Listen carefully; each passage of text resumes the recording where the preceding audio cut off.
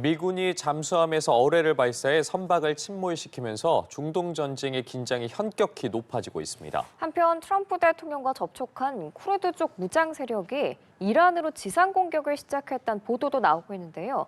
지상전 확대 우려까지 나오는 중동 상황, 김덕일 고려대 중동이슬람센터 연구위원, 조윤주 외신캐스터 두 분과 함께 자세히 짚어보겠습니다. 두 분 어서 오세요. 네, 안녕하세요. 안녕하십니까. 오늘 속속들이 전해지고 있는 소식부터 좀 짚어봐야 할 것 같습니다. 앞서 말씀드린 것처럼 폭스뉴스가 쿠르드족이 이라크에서 이란으로 건너가서 지상 공격 작전을 개시했다고 보도했고, 앞서 저희가 속보를 통해 전해드린 것처럼 이라크 내 쿠르드족이 이란으로 건너가 이 지상 공격을 개시했다라는 속보 이후에 이란이 이라크 내에 있는 쿠르드족 단체의 본부를 타격했다라고 이란 관영 매체가 보도를 했습니다. 현 상황이 어떤지부터 좀 짚어봐야 할 것 같습니다. 일단 이제 미국의 폭스뉴스가 보도한 내용이 있는데요. 말씀하신 것처럼 이라크에는 크루족 수천 명 정도가 이란으로 지상 공격에 투입됐다는 보도가 나왔습니다. 미국 정부 관계자만 이용해서 보도한 내용인데요. 수천 명의 크루즈족들이 이라크 국경을 넘어서서 이란으로 진입해서 지상 공격을 시작했다는 보도가 나왔습니다. 예. 전투원 중 상당수가 지난 수년 동안 이라크에 거주하다가 이번 공세에 이란으로 이란 북서부로 들어오는 크루족이라고 하는데요. 전투원들이 이란 정권에 맞서서 아주 광범위하게 봉기를 일으킨 이란계 크루족 민병대원들이 여기에 포함되어 있다고 합니다. 이런 가운데 미국의 CNN 방송에 또 보도한 내용이 있는데요. CIA가 이란 내 봉기 유도를 위해서 크루족 민병대를 무장시킨 작업을 추진하고 있었던 보도가 나왔습니다. 이란 내에 있는 반정부 단체들 그리고 이라크 내에 있는 크루족 지도자들이 적극적으로 이전부터 대화를 하고 있었고 이번에 작전이 시작된 거란 보도가 나온 건데 크루족은 지금 이란 비롯해서 이라크 그리고 튀르키에 흩어져 살고 있는데 독립국가를 건설하려고 하고 있습니다. 그래서 이란에서 이걸 반대를 하고 있고 특히 이 이란 서부 지역, 북부 지역에 거주하면서 이란과 여러 차례 무력 대결을 벌였는데요. 말씀하신 것처럼 이란 측에서도 지금 크루즈족 반군들의 그 군사 집결지 거기를 공격했다는 보도가 나왔습니다. 지금 28일 전쟁 발발하고 나서 사실 계속해서 이란 군인들에게 뭐 이탈을 촉구하는 그런 메시지도 있었는데요.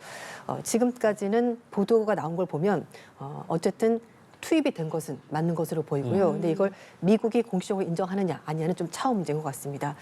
이런 가운데 이스라엘 측에서도 이란의 정권을 붕괴할 목적으로 반란을 일으킬 건데 거기에 크루족과 손잡고서 지금 작전을 진행 중이다라고 얘기하고 있습니다. 크루족 규모가 한 3,500에서 4천만 명 정도 된다고 하는데요. 지금 뭐 튀르키예, 이라크, 이란에 흩어져 살고 있는데 이 단일 민족은 굉장히 많은 편인데도 독립국가를 이루지 못하고 있기 때문에 지속적으로 무장 봉기를 일으키고 있습니다. 지금 잠깐 짚어주시긴 했는데 중동 상황 더 자세히 짚어보기 전에 이 쿠르드족 어떤 사람들인지 좀 더 정확히 알면 좋을 것 같아요. 중동 전역에 흩어져 살고 있고 뿌리는 이란인가요? 언어적으로나 봤을 때는 이제 뭐 페르시아인들과 이란과 상당히 가까운 계통의 민족이라 보시면 되겠습니다. 근데 대개 지금 크게 이제 4개국에 거쳐서 이제 분포를 하고 있습니다. 이를테면 튀르키예, 그다음에 이라크, 시리아, 이란에 이렇게 있는데요. 한 가지 지금 말씀드리고 싶은 거는 지금 이란 내에 이제 무장 조직들이 있습니다. 그 쿠르드족 중에서 무장 투쟁을 통해서 독립을 추구하는 사람도 있는데 반대로 또 쿠르드족 안에서도 그냥 이란인으로서 살고 싶어하는 사람도 꽤 되거든요.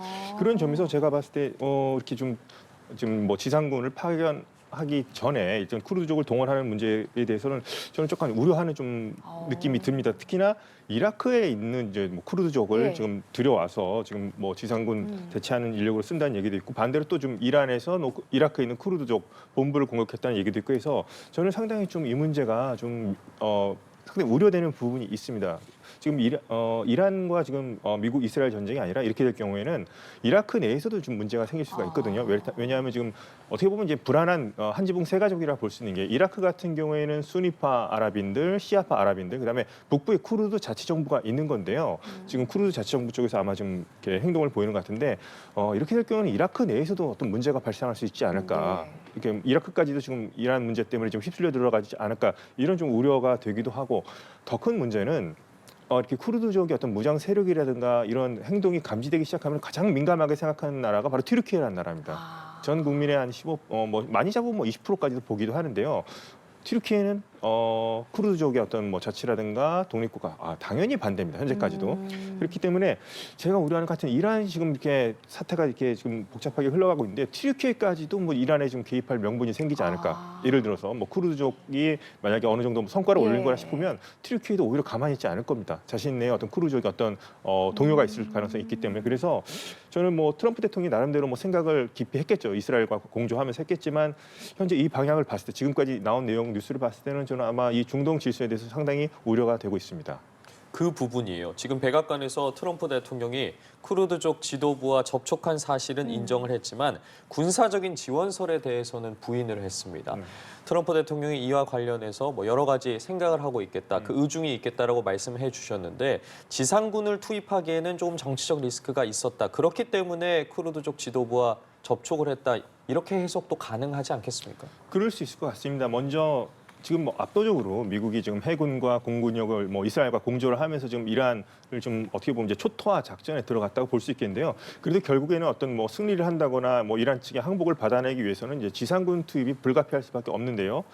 그러려면 이제 현재 미국이 그렇게 많은 뭐 전략 자산을 지금 뭐 이란 이번에 전쟁을 위해서 준비했다고 하지만 지상군 투입을 위한 그런 것들은 많이 보이지 않았습니다. 그리고 예를 들어서 지상군을 동원하려면 또 미국에서부터 아니면 뭐 다른 뭐 미군 기지에서부터 전 세계에서 아마 동원을 해야 될 텐데 그러려면 시간이 많이 걸리겠죠. 그렇기 때문에 아마 뭐 그 전부터 쿠르드족과 뭐 준비를 해왔을 수도 있고 많은 계획을 세워왔겠지만 우선 당장에 이란 현 전쟁에 이제 투입할 수 있는 즉시 전력으로서 아마 쿠르드족을 선택한 것으로 보입니다. 역시나 이 트럼프 대통령 입장에서는 이제 자국, 이를테면 미국군을 투입해서 희생자가 나오는 것은 엄청나게 정치적인 리스크가 클 거고요. 이란도 역시나 이걸 노릴 겁니다. 이란은 비록 이 전쟁에서 국가 대 국가로서 이길 수 없다는 거 알지만 어떻게 해서든지 미군 사상자를 많이 내는 게 목적일 수 있거든요. 그런 점에서 트럼프 대통령의 어떤 정치적 계산도 많이 깔려 있을 것 같습니다. 그래서 아마도 쿠르드족의 아마 이번 그 이란 전쟁에서 아마 미국을 대신해서 지상군 역할을 해주기를 그런 계산이 깔려 있지 않나 그렇게 생각됩니다. 예, 캐스터님 이 공습이 시작되고 트럼프 대통령이 연설하면서 우리가 뭐 수뇌부 제거할 테니 전쟁이 끝난 후에 이란 국민들이 정권을 교체해라, 정부를 뭐 차지하라 이런 발언했잖아요. 그러면 지금 쿠르드족이 이란에서 좀 봉기를 유발할 수 있는 분위기를 만드는 거, 이게 트럼프 대통령이 원하는 걸까요? 네, 그런 부분이 없지 않아 있습니다. 왜냐하면 제가 앞에도 말씀을 드렸습니다만 지금 미국 언론 보도가 나오고 나서 이란 내에 있는 반정부 세력과 쿠르드족이 뭔가 교감이 있었다는 얘기가 있었거든요. 그러니까 사실은 그 이번 사태는 이란 내에서 먼저 그 반정부 시위가 일어난 것이 미국 쪽에도 굉장히 이번이 기회가 될 거라고 판단해서 시작한 것으로 보이는데 하지만 중간에 이란 정부가 워낙 강력하게 제재를 하다 보니까 시위가 멈췄습니다. 그리고 나서 이란과 미국 간의 협상이 시작이 됐고요. 한창 협상이 진행되다가 결국은 갑자기 전쟁으로 돌아선 상황입니다. 그렇기 때문에 미국에서도 물론 바로 전쟁을 하려고 판단했던 건 아닌 것 같습니다. 그렇지만 협상을 진행하다가 뭔가 잘 안 됐기 때문에 결국은 전쟁으로 돌아선 것으로 보이고 그렇다면은 이런 상황에서 미국이 이란 모든 문제에 대해서 직접 개입하는 것은 앞에 말씀하셨습니다만 굉장히 부담스럽습니다. 그렇기 때문에 뭔가 내부적으로 혼란 상황을 만들어서 조성을 해서 그렇다면은 이렇게 되면은 이란 국민들도 정부에 대해서 뭔가 항의할 수 있는 기회가 생기는 것이고 그래서 트럼프 대통령도 그런 부분들을 염두에 둔 것으로 보이고요. 또 한 가지 첨언을 하자면은 아까도 말씀해 주셨습니다만 지금 이란도 그 중동 지역에 있는 자신들의 그 테러 단체, 그러니까 뭐 소위 말하는 그 뒤에서 지원해주는 후티 반군 뭐 많지 않습니까? 그런 단체를 이용해서 결국은 미국에 대항하는 것처럼 미국도 그러면 같은 방식으로 이렇게 쿠르드 반군을 이용해서 직접 들어가지 않더라도 이란을 공격할 수 있는 무기를 하나 가지게 되는 거죠. 그래서 아마 그런 차원에서 쿠르드족과 접촉을 하고 가능하면은 전쟁에 약간 끌어들여 하는 것으로 보이고요. 또 앞에도 말씀을 드렸습니다만 이 쿠르드족이 자신들의 독립국가를 건설하고 싶은데 그게 잘 안 되다 보니까 이렇게 어떻게 보면은 외부 세력에 좀 이용당하는 경우가 없지 않아 있습니다. 그래서 좀 안타깝긴 합니다만 이런 식으로 좀 자신들의 목적을 위해서 이용하는 이런 일이 발생하게 되는 것 같습니다. 지금 이러한 상황과는 또 별개로 곳곳에서도 포화 소식이 들려오고 있습니다. 미군이 잠수함에서 어뢰를 발사해서 선박을 침몰시키면서 중동 전쟁의 긴장이 이제 현격하게 더더욱 올라가고 있는데 현재 나가 있는 저희 호르무즈의 취재 기자 통해서도 전해드렸지만 그 긴장감이 정말 최고조에 달해 있는 상황입니다. 미군이 잠수함에서 어뢰를 발사했다. 사실 과거로 거슬러 올라가 보더라고 하더라도 세계대전 이후에 처음 있는 일이거든요. 이러한 상황까지 왔다. 어떻게 좀 진단해봐야겠습니까? 저는 요번 이제 전장을 보게 되면 이란 본토가 되겠고요. 그 다음에 이제 걸프 지역이죠. 그래서 중동으로 네. 생각을 했는데 지금 이란 함정이 격침당한 지역을 보게 되면은 스리랑카 인근에 이제 공해상으로 드러납니다. 이 전함이 이란 군함이 인도에 있는 뭐 관함식 행사를 참여하고 이제 돌아오는 도중에 미국 잠수함에 의해서 지금 어뢰로 의해서 격침당한 지금 사건으로 좀 드러나고 있는데요. 이것은 뭐 이란에게 주는 메시지는 상당히 좀 강렬하다고 생각합니다. 왜냐하면 주 전장이었던 생각을 벗어나서 인도양까지도 미국이 이란 해군을 뭐 추적하든지 기다려서 언제든지 격침할 수 있다는 그런 사례를 보여준 겁니다. 그렇기 때문에 뭐 그러니까 미국 입장에서는 뭐 이란 해군의 움직임을 뭐 손바닥 보듯이 보고 있다. 언제든지 때릴 수 있다. 이런 것을 보여준 사례이기 때문에 이란에게 엄청난 이것은 뭐 자신의 운식의 폭을 이제 넓힐 수가 없게 만드는 그런 아주 상징적인 그런 사건이라 생각합니다. 예, 이런 가운데 이란의 혁명 수비대가 국영 TV 성명을 통해서 중동 내 모든 군사, 경제 인프라를 파괴하겠다 이렇게 강하게 위협을 했습니다. 그러면서 미군이 민간인 시설들을 은폐물로 사용한다고 주장했는데 뭐 구체적인 증거는 제시하지 않았죠. 네, 구체적인 증거는 제시하지 않았고요. 되게 이제 전쟁할 때 보면은 이제 상대국을 비난할 때 뭐 사람 뒤에서 숨어서 이렇게 싸우는 것을 이렇게 민간인 피해를 일부러 네. 내는 거 아니냐 이런 것은 뭐 충분히 있을 수 있는 얘기입니다. 근데 지금 계속 보면은 지금 이란 혁명 수비대가 계속해서 뭐 인프라를 파괴했다 이렇게 얘기 나오는데요. 지금 아시다시피 뭐 계속 언급이 된 얘기지만은 뭐 드론을 통해서 같은 걸프 왕정 국가들, 그러니까 걸프 국가들까지도 예. 엄청나게 지금 피해를 끼치고 있는데 여기서 제가 눈여겨볼 수 있는 것 중에 하나 지적해주면 현재 지금 이란을 공격하고 있는 나라는 이스라엘과 미국인데요. 그렇다면 이스라엘에 대한 그 드론 공격량이 제일 많아야 되거든요. 네. 근데 가장 많은 지금 피해를 뭐 공격을 가장 받은 나라가 아랍에미리트입니다. 아랍에미리트가 다른 이제 뭐 바레인이라든가 쿠웨이트 카타르 이런 국가들인데요. 지금 제가 봤을 때는 이쪽에 있는 뭐 석유 시설이라든가 정유 시설까지 좀 노리고 있는 것으로 보이고 이쪽 있는 사람들한테 계속 공포심을 불러일으킴으로써 어떻게 보면 전쟁을 이제 말리게끔 미국을 이 사람들에게 나오게끔 이제 하려고 있는 그런 목표로 보이는데 위협은 계속하면서 미국이 전쟁을 시작했으니까 예. 이 국가들이 당하는 것이다 하면서 지금 뭔가 미국 탓을 하게 만들려는 그런 공격 작전으로 보이는데 제가 봤을 때는 이거는 오히려 지금 이란에 중재를 나설 수도 있는 국가들을 적으로 만드는 행위라고 볼 수 있거든요. 제가 특히나 이제 눈여겨 보는 게 이제 카타르라는 나라는 이제 예. 중재로 유명한 나라고요. 카타르도 이번에 공격받았고 특히나 좀 제가 이란이 뭔가 지금 잘못 판단할 때 생각한 중에 하나가 오만도 공격을 했습니다. 이제 오만 같은 경우에는 지난번에도 미국과 핵 협상을 할 때도 오만이 가운데서 중재를 했던 국가거든요. 언젠가는 중재자가 필요하고요. 뭐 출구 전략을 위해서는 그런 국가들이 필요한데 이런 국가들까지 공격했다는 것 점에 대해서는 저는 이란이 지금 뭔가 좀 약간 좀 무모해 보이기도 약간 합니다. 오판을 한 약간 건 좀 아닌가. 오판을 하고 있다고 저는 생각합니다. 현재로서는. 그러면 걸프국들이 이란에 대해서 이번 공격으로 인해서 완전히 돌아설 수도 있겠네요. 전부터 뭐 이란은 공공의 적으로 생각해 왔습니다. 걸프 국가들은. 그랬는데 그러던 차에 하여튼 이번에 이렇게 공격까지 함으로써 아마도 확실히 더 굳어지지 않을까. 오히려 지금 이 국가들이 군사 행동을 하는 것을 지금 그러에 대한 좀 우려를 할 상황이거든요. 이 국가들이 직접 참전하느냐 안 하느냐 뭐 이런 얘기까지 나오고 있습니다. 뭐 그거는 이제 아직 일어나지 않은 뭐 가정적 상황이긴 하지만 그럴 정도로까지 지금 걸프 국가들을 오히려 좀 적으로 만드는 그런 좀 행동을 하는 것 같아서 이란의 어떤 지금 이런 작전을 좀 오판하고 있는 것이다. 좀 개인적으로 그렇게 생각하고 있습니다. 제가 예. 이제 한마디 더 예. 조언을 하자면은요. 그 알자지라 방송에서 그 영어 방송인데 어젠가 오늘 아침에 그 쿠웨이트 그러니까 걸프 국가 관계자들과 이란 관계자들과 해서 이렇게 다자 회담을 했습니다. 이제 진행자 가운데 그래서 얘기를 하는 것이 이란 쪽에서는 이것은 이제 미국을 공격하는 것이다라고 해명을 했습니다. 그렇지만 그 쿠웨이트를 비롯한 걸프 국가 관계자들 얘기는 우리도 주권 국가인데 그럼에도 불구하고 우리를 공격하는 것은 우리의 주권을 무시하는 행위다. 절대 용납할 수가 없다라면서 굉장히 강경한 입장을 밝혔고요. 이란 쪽 관계자가 설명을 하긴 했습니다만 분위기가 굉장히 좋지 않았고 격앙된 목소리로 한 목소리로 이란을 비판했습니다. 박사님 말씀하신 것처럼 지금 이란이 생각했던 것과 좀 다르게 걸프 국가들이 지금 움직이고 있는 것 같고요.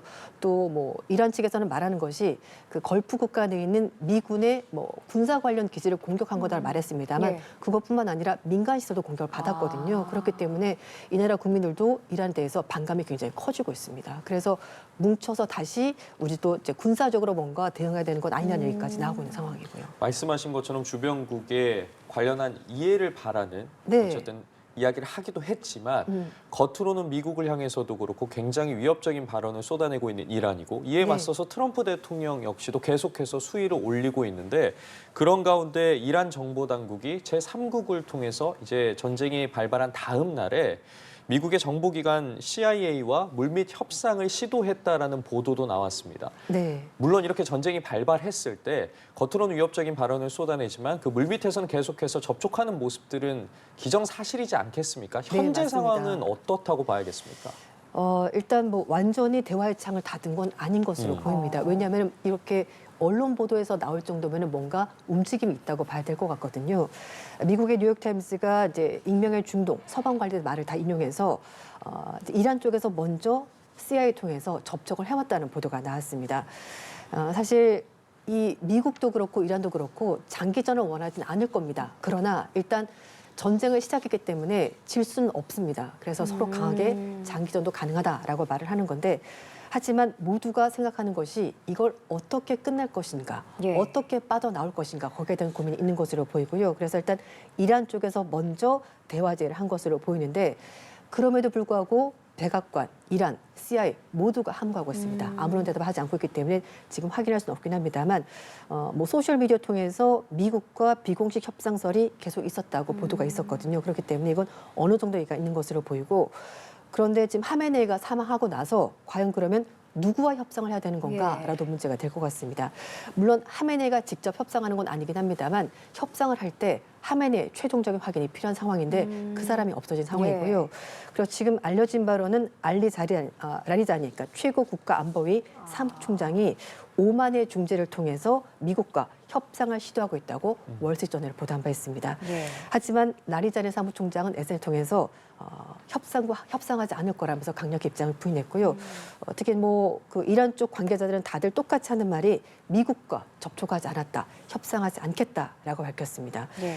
트럼프 대통령도 일단 지금 현재로서는 부정적인 태도를 밝히고 있는데요.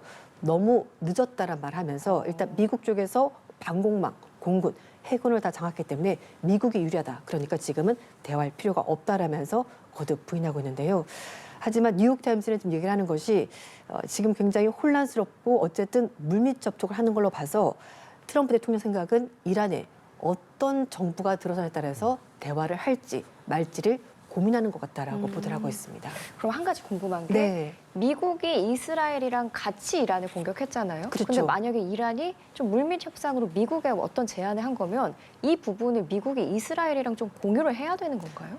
아마도 그럴 것 같습니다. 사실 이번 작전에 뭐 CIA가 굉장히 몇 달 전부터 세심하게, 그러니까 하메네이가 어딜 가는지, 예. 뭘 먹는지까지 다 자세히 조사를 했다고 하는데요. 물론 CIA도 엄청난 정보를 가지고 있긴 합니다만 이란 정보기관의 정보가 훨씬 더 강력하다는 얘기가 나오고 이스라엘에. 있습니다. 이스라엘에. 예. 그래서 지금 아무래도 이 작전은 양쪽 모두가 누가 먼저 시작했냐라는 거 가지고 주도권 다툼을 벌였긴 합니다만 결론적으로는 작년 6월 달에 이스라엘이 이란 핵시설 공격한 것 마찬가지로 미국과 이스라엘 간에 공조가 있었다는 것은 부인할 수 없는 사실인 예. 것 같고요.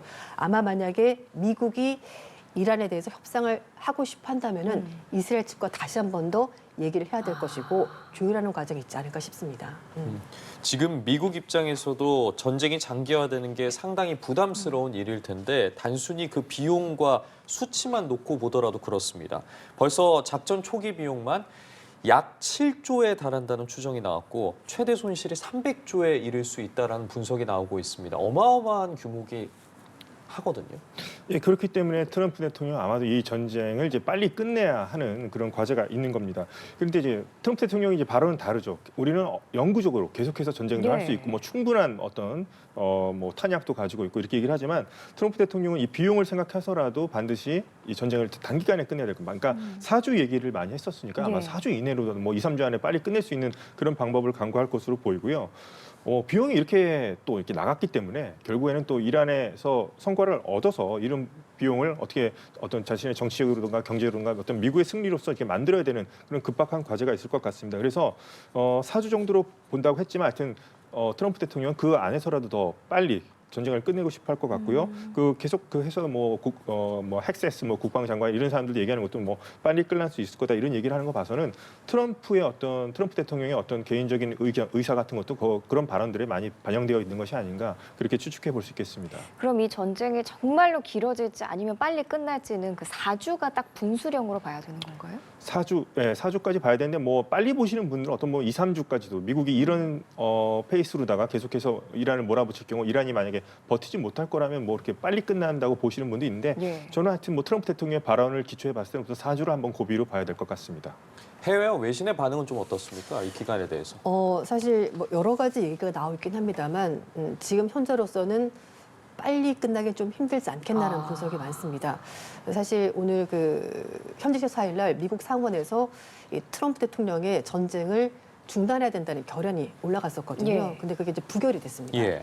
민주당에서 말한 것이 이제 말씀하셨습니다만 미국이 그 전에 뭐 아프간이나 이라크 전쟁을 통해서 엄청나게 뼈아픈 손실을 겪지 않았습니까? 뭐 비용도 마찬가지고 엄청난 군인이 사망하기 때문에 민주당에서 말한 것이 그 많은 전쟁을 통해서 미국이 잃은 것 깨닫지 못했냐라고 질문했었고요. 하지만 공화당에서는 이 전쟁은 정당하다라면서 일단 밀어붙이긴 하는데요.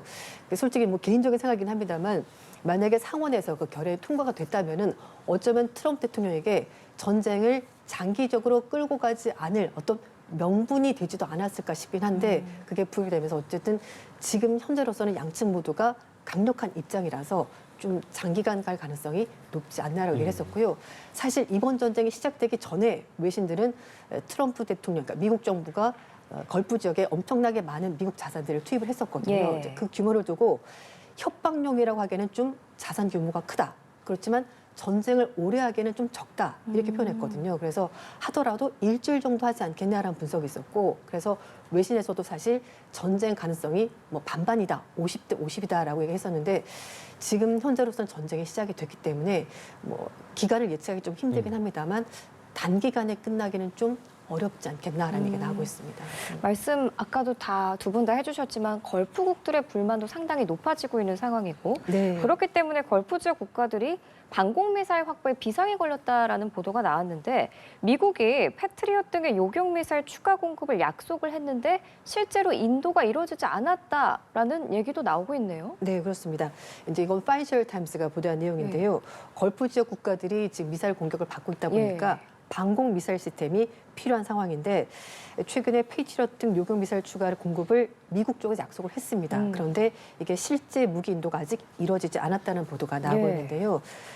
사실 이제 우크라이나 전쟁 때문에 여러 가지 무기가 많이 우크라이나에 투입이 됐고 그래서 그것 때문에 무기가 부족하다는 얘기가 나오고 있고 또 하나 트럼프 대통령도 말한 것이 바이든 정부 때 우크라이나에 너무 많은 무기를 투입해서 지금 무기가 부족한 거라면서 이전 정부를 비난까지 했었는데 일단 뭐 걸프 지역 그 얘기는요 물량이 충분하지 않다라고 얘기를 하고 있고요 많은 요격 미사일을 요청했지만 동맹국들이 아직까지 전달해주지 않았다라고 밝혔습니다.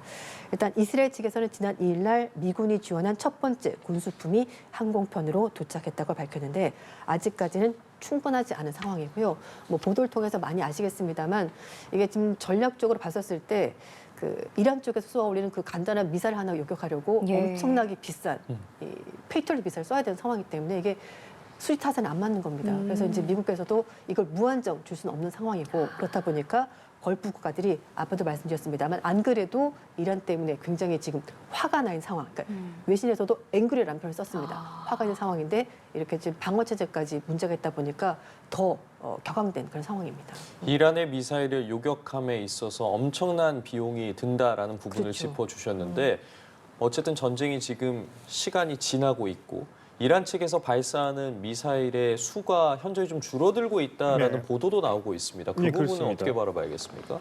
그 급격도로 지금 그 발사 숫자가 지금 줄어들고 있다는 그런 얘기가 나오고 있는데요. 그래서 뭐 샤헤드 드론이라든가 뭐 탄도미사일 이런 건 뭐 이란은 우리가 뭐 최후의 순간을 위해서 뭐 남겨두고 있다 이런 얘기를 하지만 과연 지금 얼마 정도가 남아 있을까 제가 봤을 때 지금 그 아마도 그 부족하기 때문에 지금 점점 갈수록 그 드론 발사하는 숫자라든가 미사일 숫자가 줄어드는 거 아니냐 이런 얘기까지 나오고 있습니다. 그래서 결국에는 어느 정도 재고를 가지고 있고 어느 정도 소모를 수 있냐 그 양측 간의 싸움이 될 것 같긴 합니다. 제가 봤을 때는. 근데 이란이 제가 봤을 땐 계속해서 뭐 저번에 한번 동굴 안에 있는 뭐 지하에 있는 막 그 드론이라든가 탄도미사일 시설도 보여주고 했었는데 뭐 그런 식으로 해서 약간 좀 심리전이라는 생각을 합니다. 그래서 뭐 미국과 이스라엘 이렇게 공습을 했지만 전혀 우리는 끄떡없고 이렇게나 많은 그 드론과 미사일을 지금 보유하고 있다. 이런 것을 보여주는 그런 뉴스 방송이었다고 생각을 하는데 오히려 이것이 현재 이란도 지금 상당한 지금 드론이라든가 미사일이 좀 소모되고 있는 것이 아닌가 이렇게 볼 수 있겠고 그렇기 때문에 지금 현저하게 지금 계속해서 그 아마도 그때 뭐 합참 의장이 얘기했을 겁니다. 댄 케인이 얘기한 것 같은데요.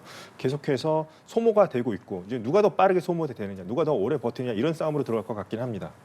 예, 지금 이런 대이란 공습으로 중동에 발이 묶인 한국인 관광객들도 있습니다. 이분들의 안전도 저희가 짚어볼 문제인데 아까 말씀 주신 것처럼 이란이 뭐 가까운 이스라엘보다 아랍에미리트에 대한 공격이 거세다고 말씀해 주셨잖아요. 그렇기 때문에 두바이 공항 운항 차질이 빚어지면서 여러 관광객들이 현재 갇힌 상황인데 다행히 79명이 오늘 입국을 한다고요. 네, 그렇습니다. 말씀하신 것처럼 두바이 공항 지금 항공 차들이 빚어지면서 네. 이제 관광객들이 발이 묶인 상황인데요. 우리 관광객 79명이 오늘 오후에 잇따라 귀국을 한다고 합니다. 근데 문제는 아직까지 남아있는 한국인 관광객들이 있기 때문에 여전히 좀 불확실해서 여행업계도 대응에 지금 촉각을 세우고 있는 상황인데요. 우리 정부는 일단 뭐 가능하면은 무리 없이 다 돌아오도록 여러 가지 방안을 고려하고 있고 예.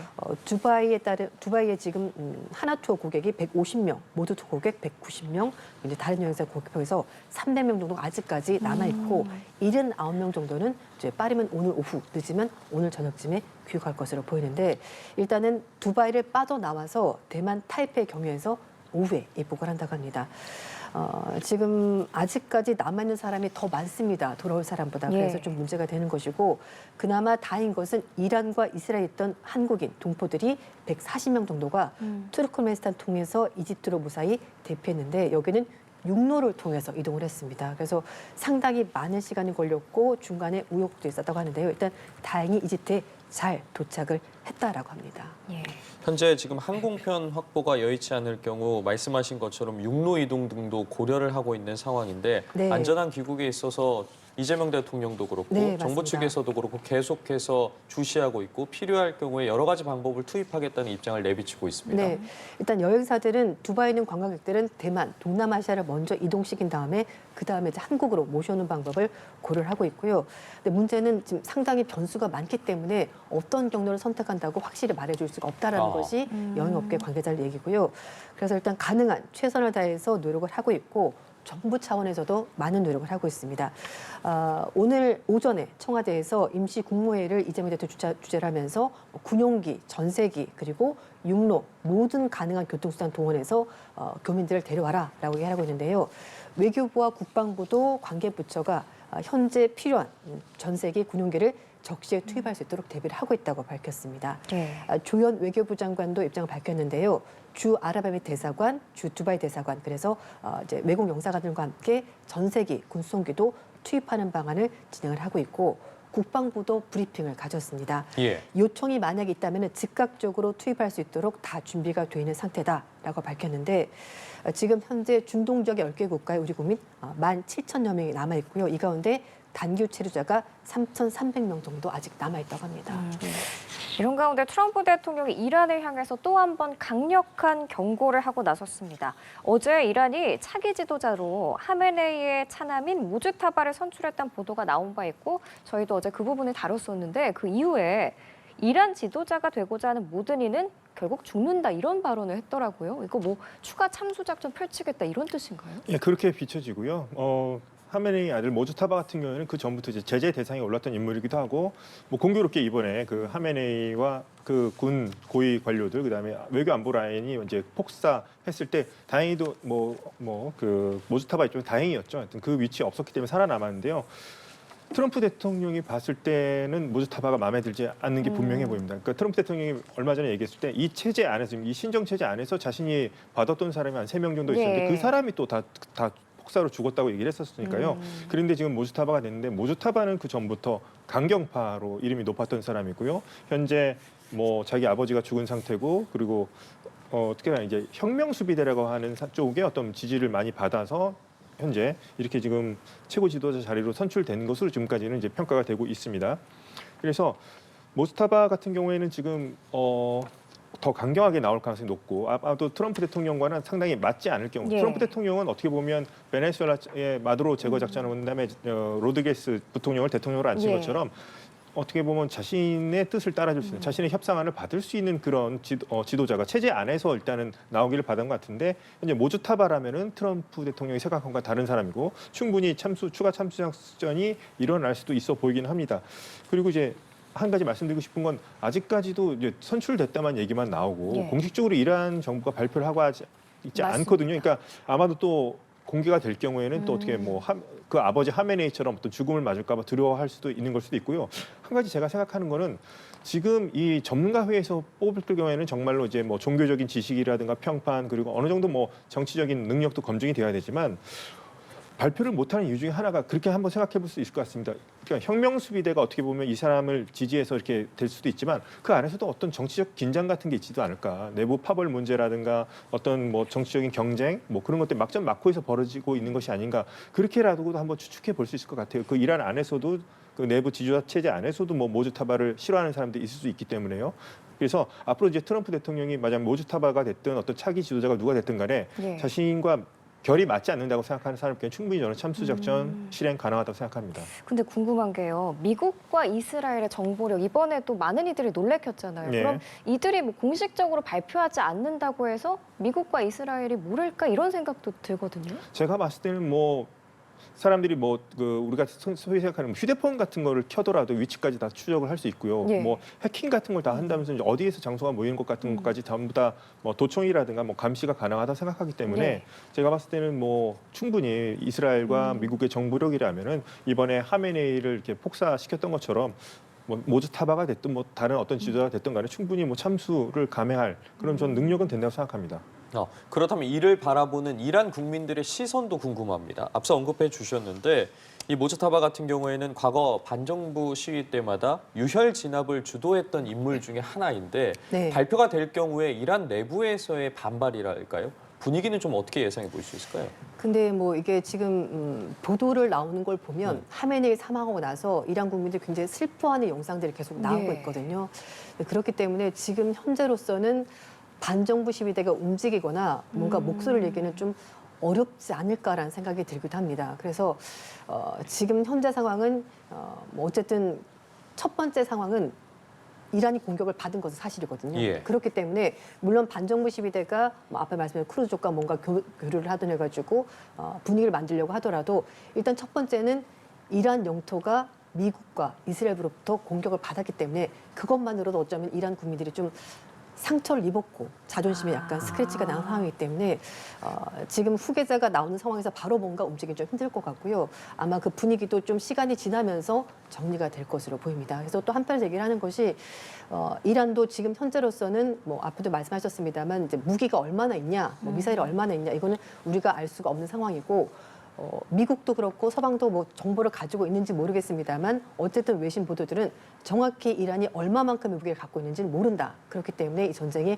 얼마나 오래될지는 모르는 상황이고 그렇다면은 이란이 선택할 수 있는 여러 가지 가능성 중에 하나가 전쟁을 좀 오래 끌고 가면서 예. 미국의 비용이 최대한 올라가도록 작전을 쓸 가능성이 있다라는 겁니다. 네, 그래서 뭐 무기도 마찬가지고요. 그리고 이제 주변적 여러 가지 피해가 생각하면은 미국이 이제 지원을 할 수밖에 없기 때문에 이렇게 비용이 올라가는 식으로 해서 미국에게 부담을 주는 것이고 그렇게 해서 트럼프 정부가 좀 힘들도록 하는 장기전도 생각하지 않을까라고 외신들은 보도를 하고 있습니다. 네. 그러면 지금 상황에서 가장 유력한 후계자, 지도자가 모즈타바잖아요. 그럼 네. 이거 자체만으로도 이란이 미국을 향해서 더 강력한 보복을 하겠다라는 의지라고 읽힐 수도 있는 건가요?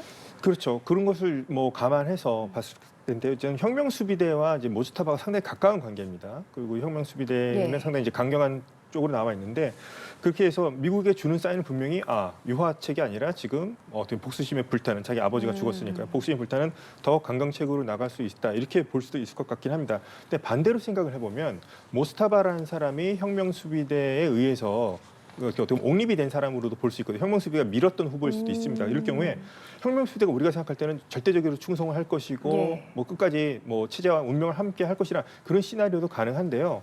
반대로 생각해보면 혁명수비대는 경제적인 이권도 상당히 많이 가지고 있는 집단이기도 합니다. 그러니까 무장 조직이기도 하지만 또 여러 기업체들도 거느리고 있고요. 또 뭐 이제 석유 수출 같은 데도 이제 음성적으로 관여하고 있는 그런 집단입니다. 만약에 예를 들어서 뭐 가정이긴 합니다. 트럼프 대통령이 혁명수비대한테 뭐 신변의 안전을 보장할 테니까 내 요구 조건을 받아들여라 할 경우에 예를 들어서 극적으로 어떻게 보면 혁명수비대의 의견에 따라서 최고 지도자는 뭐 허수아비를 앉혀놓고 혁명수비대에 의한 어쩌면 뭐 군부 독재의 출현 가능성도 배제할 수는 없거든요. 그래서 앞으로 이제 어떤 사람이 최고 지도자로 이제 선임이 될지, 이 사람이 어떤 혁명수비대와의 관계가 어떻게 될지, 그리고 전쟁이 계속되면서 혁명수비대가 과연 그 안에 내부와 적으로 이제 동요를 할지도 한번 지켜봐야 될 것 같고요. 한 가지 조금만 더 첨언을 드리자면 예. 예. 이제 모즈타바 같은 경우 예를 들어서 됐을 때 이거는 이제 세습 체제이기 때문에 이란 내부에서도 이렇게 되면 안 된다. 예를 들어서 보수적인 사람들조차도 그렇게 느끼는 사람들 있을 수 있고요. 뭐 하메네이를 좋아하는 사람들 같은 경우는 엄청나게 환영을 하고 뭐 애도 분위기 속에서 이제 이 모즈타바를 환영하는 분위기도 있겠지만 이제 반정부 시위에 참여했던 많은 국민들 같은 경우에는 모즈타바를 보고는 상당히 좀 억장이 무너지는 상황입니다. 알겠습니다. 예. 언제 이제 공식적으로 발표가 날지도 지켜봐야 할 텐데 오늘 미국 국방장관이죠. 헤그세스의 발언도 주목을 받고 있습니다. 특히나 북한이 미국을 비판한 것에 대한 입장을 묻자 북핵 문제를 잘 알고 있다라고 이야기를 하면서 이란의 핵 야망을 다루고 있는 그러니까 지금 이 시점이 충분한 신호일 것이다라고 이야기를 했습니다. 결국에는 북한을 향한 간접적인 경고가 아니냐라는 해석들이 나오고 있어요. 네, 맞습니다. 일단 미국은 핵을 가진 그 어떤 나라를 용납할 수가 없는 분위기고요. 그래서 그 뉴스타트도 마찬가지로 러시아가 핵무기 가지고 해서 불만을 가지면서 이게 그게 결국 끝나고 말았는데 마찬가지입니다. 지금 이란이 절대 핵을 가져서는 안 된다라고 얘기를 하고 있고 북한도 마찬가지 상황이 되는 거거든요. 그래서 핵 개발에서 이란과 협력하는 북한도 미국을 비판하는데 이에 대해서 미국의 대응이 무엇이냐를 물어봤더니 그런 얘기를 한 겁니다. 북한은 잘하고 있고 북한 핵 문제를 분명히 다룰 거다라고 얘기를 하는 건데요. 결국 이 얘기인즉슨 핵 야망을 가진 나라들은 당연히 미국의 공용 목표가 될 거라는 것을 얘기한 것으로 보였기 때문에 북한도 그 목록에 들어갈 것으로 보입니다. 북한이 1일 날 외무성 대변인 통해서 미국과 이스라엘의 대이란 군사작전에 대해서 불법 무도한 침략행위고 가장 추악한 주권 침해라고 규탄했습니다만 미국도 강력한 입장을 가지고 있다는 것을 보여줬고 여기서 중국 외교부도 일단은 이란에 대한 군사 타격에 대해서 이란 주권을 침해한 것이라면서 반대 입장 밝긴 했습니다만 거기서 한 발 더 나아가진 않았습니다. 예. 왜냐하면은 지금 현재 외신들이 말하는 것이 중국과 가장 가까운 어떻게 보면 이제 경제적으로 마찬가지인데요. 이란과 베네수엘에서 뭔가 사태가 벌어졌는데 중국이 너무나 미온적인 태도라는 거죠. 이 얘기인즉슨 중국은 개입할 생각은 없다라는 겁니다. 예. 일단 입장을 밝히는 거죠. 이게 주권 침해라고 얘기를 하지만 더 이상 거기서 한 발 더 들어가고 싶지 않고 그리고 트럼프 대통령과 이번 달 말에 정상회담이 있기 때문에 그걸 앞두고 중국이 무리수를 둘 필요는 없다는 거죠. 지금 분위기가 나쁘지 않기 때문에 이 상황에서 무역 협상을 마무리하고 정상회담을 진행할 것이기 때문에 굳이 이 상황에서 이란 문제에 대해서 언급하지 하고 싶어하지 않은 것 같다라고 외신들은 전하고 있습니다. 지금 이란은 핵무기가 없고 북한은 핵무기가 있잖아요. 예, 그렇습니다. 그럼 이런 공습 사태를 보면서 북한은 오히려 핵에 대한 집착이 더 커질 것 같은데 아닌가요? 네, 그게 저는 북한에게 상당히 안 좋은 신호를 보여줄 것 같습니다. 이제 북한이 핵을 폐기하고 이제 포기를 해야 되는데 예. 오히려 만약에 뭐 이렇게 뭐 베네수엘라 마도도 그랬지만 이란 뭐 아직까지 결말은 나지 않았습니다만 이란이 이렇게 당하는 것을 보면은 그렇게 얘기하겠죠. 핵이 없기 때문에 예. 결국에는 이란이 이렇게 지금 미국과 이스라엘도 이런 수모를 당하고 이렇게 지금 공경에 처해 있구나 이런 판단을 할 것 같고 오히려 더 잘못된 신호를 줘서 김정은이 오히려 더 핵을 가져야만이 우리가 더 강해질 수 있다. 자기 정권을 지키기 위해선 핵을 절대 포기 못한다. 이런 분위기로 갈까봐 좀 상당히 좀 우려가 되고 있습니다.